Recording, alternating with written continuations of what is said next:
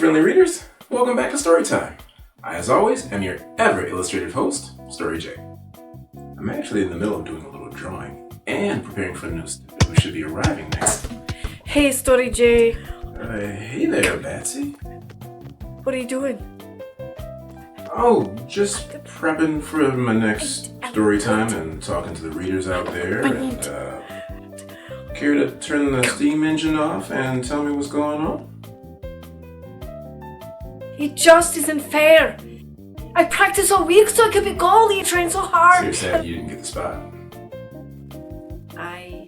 So I'm done with soccer. I'm out. I'm done. I am so done. Alright, that's fair. Can I add a little something to that? That not getting what you want It's a part of life, I know. I was actually going to say that not getting what you want is really, really hard. Didn't see that coming. It's hard, and nobody likes to lose. But then again, if it's only about earning a trophy, then maybe it's not worth it. But if it's about earning the experience and all the things you learned along the way, that's the true trophy. Are you going to tell me a story about it? I'm going to tell you a story about it. This one is all about someone who, even though she knew she might not make first place, she still took the shot and went for the goal anyway. All because she just wanted to see if she could. And it's called I Am a Triathlete.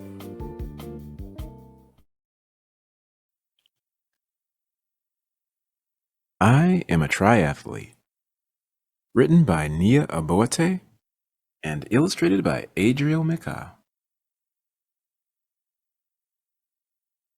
Reading was something Nia really enjoyed. She would choose printed books over digital toys. Comfy and cozy in her favorite nook, Nia was often surrounded by so many books. Treasuring the smell of a new book in her hands, she would often start reading and forget she made plans. The library was where Nia spent most of her time. Each book that she read would help sharpen her mind. That's where she first saw it, written in bold.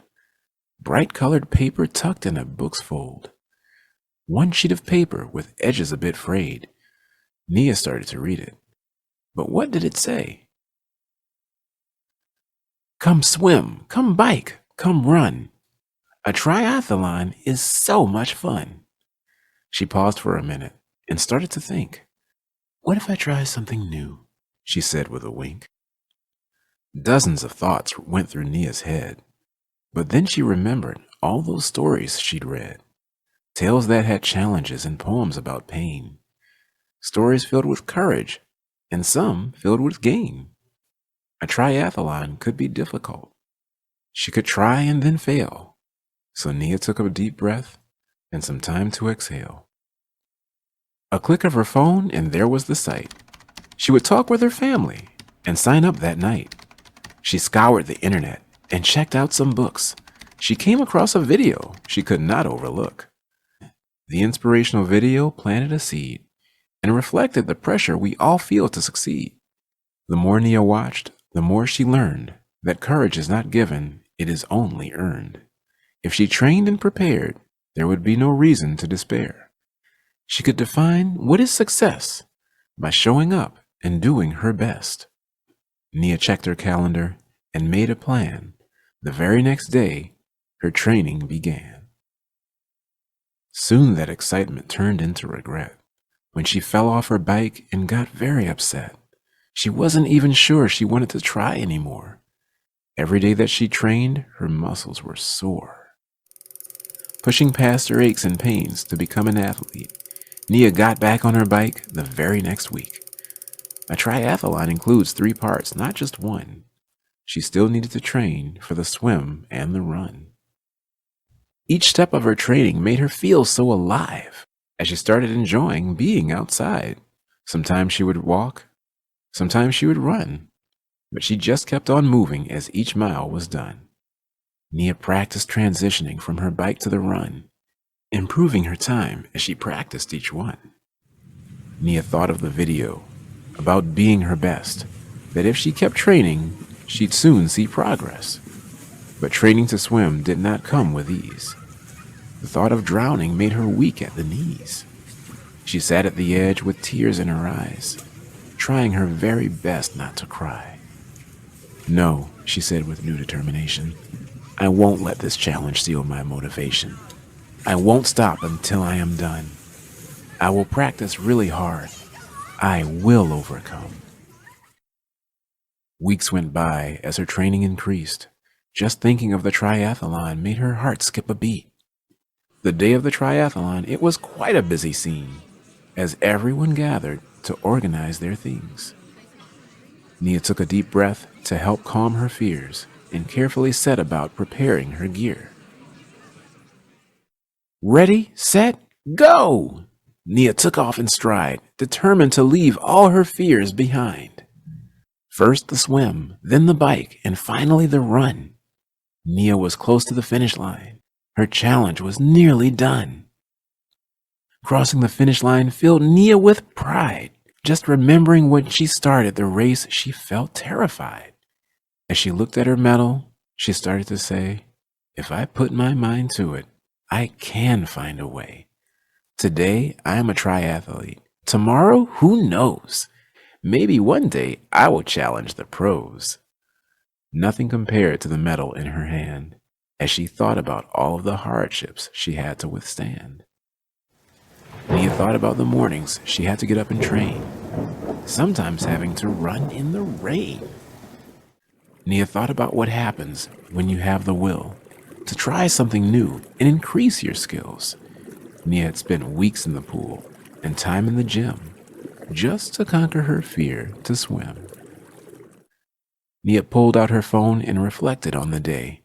She hit record and started to say, "Weeks ago, I would never believe that being a triathlete was something I could achieve.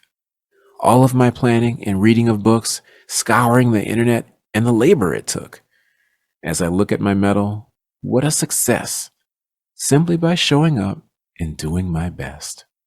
Never underestimate how your life might unfold when you try something different, something really bold. Change only happens when you try and explore, by saying yes to adventure when it knocks on your door. Nia shared the video. She was surprised as it soared, but it gave her an idea that she really adored. Having learned firsthand of the effort it took, Nia was inspired to write her own swim, bike, run book. She's the first African-American female principal dancer with the American Ballet Theater. Let's take a minute or two to talk about dance prodigy Misty Copeland. Born in September 1982 in Kansas City, Missouri, Misty grew up with her 5 siblings and her single mother. When she was 7 years old, Misty saw the movie Nadia on television, and the title performer, Nadia Comanche, immediately became Copeland's new role model. Her family moved to San Pedro where her coach saw Misty's talent. It was there where she met dance instructor Cynthia Bradley, who recognized Copeland's natural ability and later moved in with the family when the dance instruction became more intensive. Misty was literally dancing professionally within a year for first class. At age 15, Copeland won first prize in the Los Angeles Music Center's Spotlight Awards and received a full scholarship for the San Francisco Ballet. Due to a custody battle for Misty between the Copelands and the Bradleys, Misty moved back to San Pedro where she could continue studying ballet at the Larson Ballet Theater. But by 2000, Misty Copeland would join the American Ballet Theater Studio Company, and in 2001, she became a member of the ABT's Corps de Ballet, the only African-American woman in a group of 80 dancers. Even though she was challenged by racial and physical prejudice, Copeland continued to fight and climb the ranks by virtue in her phenomenal talent. In 2007, she became the company's first African-American female soloist in 2 decades. In June 2015, Copeland became the first African-American woman to be promoted to principal ballerina in ABT's 75-year history. Since then, Misty Copeland has gone on to create roles for the stage, as well as being a noted celebrity spokesperson and an author of a New York Times bestseller. Copeland was even on the cover of Time magazine after being named one of the 100 most influential people in the world. Her life has been made into a movie twice, and she even toured as a dancer for Prince. Whether it's performing as principal ballerina or breaking barriers as a Black artist, Misty Copeland broke the standards and continues to break standards for century-long perceptions and continues to inspire millions of little girls of color that you can truly be anything you set your mind to be, and that includes being unapologetically gifted. I am Briar, and that was your 2-minute Superwoman in History lesson. Now here's a lady who needs no introduction. This woman, once known as the Weather Witch, is now one of the most recognized characters in comic book history. African-born Aurora Monroe, the daughter of a tribal princess from Kenya, Monroe was born to parents who were later killed when a jet airplane crashed into their home. As she grew older, her mutant powers began to emerge, discovering she has the ability to control the weather. Through the years, she was later feared and ostracized by children and adults of the tribe. It wasn't until Xavier's recognizing her potential as more than a weather wizard for dying crops and more of a force for good for mankind, that she saw his sincerity, joined his team, and then given the nickname she would carry through the rest of her days, as Storm. The X-Men, created in 1963, was perceptibly the superhero allegory for the civil rights movement, with Charles Xavier being the mutant movement leading through peace, and magnetic mutant Eric Lehnsherr, known as Magneto, moving through aggression and defense. Their characters paralleled the movements inspired by Martin Luther King Jr. and Malcolm X, and the debut of the X-Men series coincided with the African-American civil rights movement. By the 1970s, blaxploitation movies were huge in Hollywood. As big as, well, the comic book movies of today. It was high time for an African-American female superhero to gloss the covers of comic books. Storm would later fall in love with and shortly marry another fellow African-born superhero, Wakandan King T'Challa, otherwise known as Black Panther. Storm was and is the first African-American female mainstream superhero in comic book history to play a strong female role in the big 2 comic book houses, and by all accounts, well deserved. I'm Story J, and that's your 2-minute Black superhero history lesson. So you see, guys, you can be anything you want. If you keep studying and practicing and have the drive to make it, you just might. So if I want to be an athlete? You could train, exercise, eat right, and work in getting to be the best athlete you can be. And if I want to be a global sourcing manager? You could do that, yeah. But the point is, guys, that while it might not turn out exactly the way we want, if we keep trying, we'll see the light at the end of the tunnel, even if the light looks a little different than we expected. Every second place has its silver lining. What's so great about second place? I think I know someone who's a little more well-versed in this matter than I am.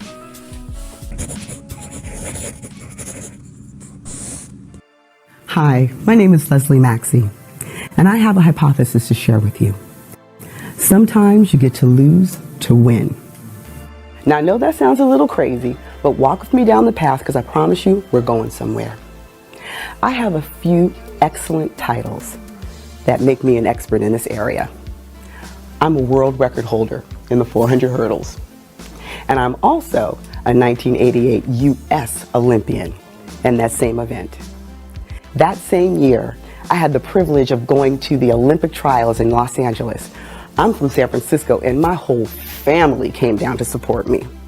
Now that sounds great on the surface, but my family included my mom and my stepmom, oil and water, World War III in the LA Coliseum. I did not make the team that year. I missed it by 2/100ths of a second. Pow, pow. I can't even clap that quickly. But I had 4 years to think about that slice of time.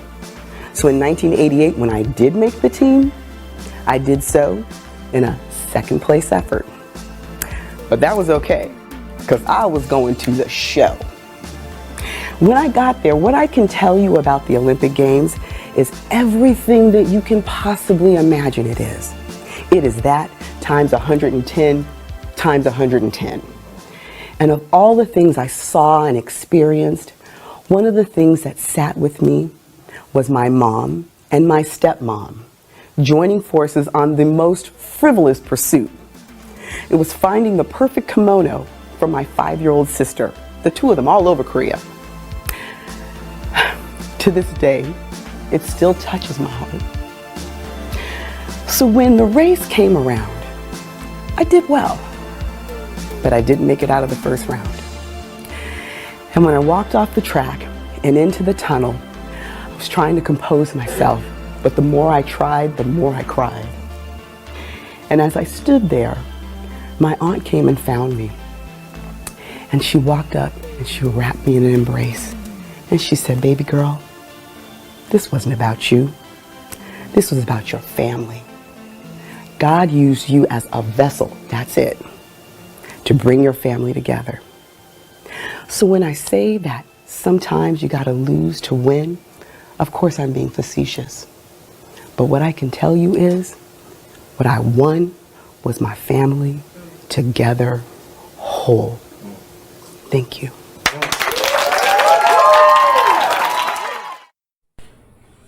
So you see, kiddo, you're not alone. Everybody gets second place from time to time. Even someone as cool as her? Even as someone as cool as her. I don't know. That's a nice story and all, but it's not like it really happens in real life. What do you mean that's a nice story? That's a true story. You drew that. No, I no, saw you. Batsy. Look, there's a pencil. It's right. Yeah, I drew that, but that's a real story. She's a real person.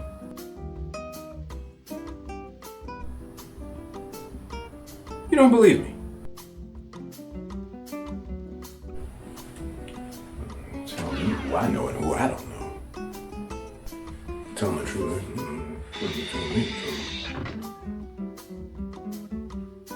Zoom operator.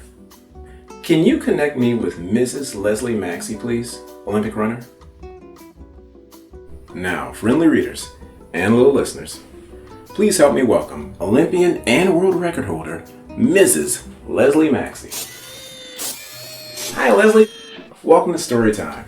Good Thank to see you you. for having me. Absolutely. Thank you so much for being here. So, my friend here has a few questions, but can you first tell us a little bit about who you are? Okay, well, I'm Leslie Maxie. I am a wife and mother of a 27 and 25-year-old. I coach influencers who speak from the stage. I'm an international speaker myself, and I'm a 1988 Olympian in track and field. So, what's your question? When did you know you'd be an Olympian? Wow. Well, when I was 10 years old, I was running in a national track meet. We had a relay, and it was the very last one, the 4x4. And I was running with 3 other girls, running anchor myself, and I got the baton a little bit behind, did everything you need to do to catch up, beat the girl, and we ended up getting a national record, which is great in and of itself. But I have a cousin, I actually have a bunch of cousins who ran track, and one of them had just gotten back from her first national team. Now, I didn't know it wasn't an Olympic team. She had on USA sweats. That's all I needed to know. And as I laid on the grass recovering, she took her sweat top off and kind of tossed it on me. And she said, "One day you'll earn your own." Oh, man. Honey, you couldn't have told me anything other than I was going to the Olympic Games myself. So now, I'm actually kind of curious, Leslie, because I heard that you once worked on a kids show called Kid Watch and Just Kidding on KRON. Can you tell me a little bit about that? Absolutely. So I'm really glad that this is going to be shared with young people, because I think 10 years old was like a big year for me. This was a little bit before I was 10, but I saw this show on television, and I see these kids and they're reporting, they're kid reporters. And I said to myself, I was like, I can do that. So I called 411. We actually had a landline. Called 411, got the number for the NBC affiliate, which was KRON in San Francisco. And when the operator answered, I said, I saw this show. There were kid reporters, and I think I can do it. Like literally almost verbatim. And she was like, I think you need children's programming. So she connected me, and I spoke with one of the producers, and she said, look, she said, we just had a casting, but I'll take your name and number. And when we have another casting in 6 months, which felt like 1,000 years, but she said, when we have another casting in 6 months, we'll call you to come down and audition. So I gave her my number and, just kind of put it out of my mind. So when they called back, my mom is a single mom, and they told me when the interviews were going to be, and she was traveling for work. So she said, your auntie's going to be here taking care of you. I don't want to really bother her with doing too much stuff. So I'm sorry you won't be able to go. So of course that wasn't the end of it. So like I said, it was 9 or 10 at the time. I have 2 older brothers. One is 3 years older than me and one is 4 years older than me. So the one that's 3 years older than me, Kenny, I said, can we cut school and can we take the bus into San Francisco, like a big city, into San Francisco for this audition? And so I enrolled him in the vision of I was going to do this. And so we cut school. Don't tell your parents. Went to the city and I did this audition. So when I came inside and I signed in, I was waiting. The woman called me up and she said, I need for your mom to sign these forms as well. And I said, well, my mom's parking the car. So she's like, okay, when she comes inside, we'll have her sign. So in the interim, they called me in for the interview. I sang, I danced, I answered questions, and then I left. And so the woman didn't say anything to me and I didn't say anything to her. Yeah. About 2 weeks later, got a call and they said, you got the job. Yay. But your mom didn't sign the forms. Ooh. So at that point, I have to go to my mom and tell her that not only did we disobey her, cut school, go into the city by ourselves, but I got the job. So I was really, really glad. So I did get in trouble, got some extra chores. At least I didn't give him a little butt spank, but I got some extra chores. But she said that I could do it. She said, if you believed in yourself enough that you would take that kind of risk, she said, I don't condone it, but I do respect it. And that's how I got on the show. That is awesome. Wow. How old were you when that happened? I was like 9 or 10 years old. Wow. Man. Kids, look at that. Crazy. 9 or 10 years old. She did that at 9 or 10.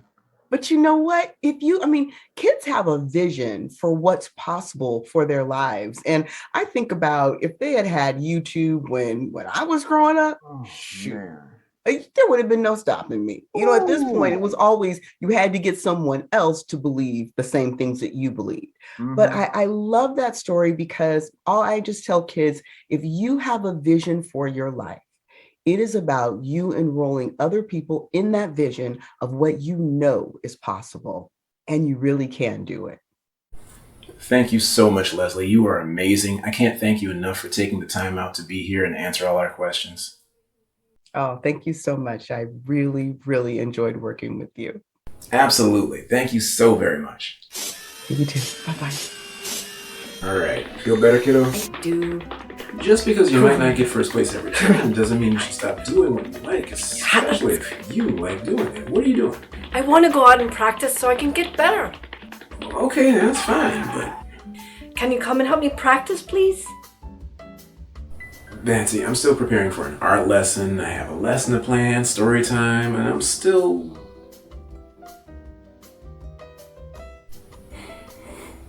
Alright. Just for a bit. Can I say goodbye to my young readers first? So like I was telling her, keep trying your best, even if there's no treasure chest at the end. Know that you gave it your all. And you might be shocked at what prizes you find along the way. So for whatever you're doing, and for whatever you want to be doing, wherever you want to be doing it, be patient, be determined, be committed, be motivated, be inspired. I'll see y'all next time. Oh my goodness! A minute, 60 seconds. Patience. Be patient. Be patient. I'll see y'all next time. Boy, if I could just finish one episode without one of y'all little cartoons screaming at me.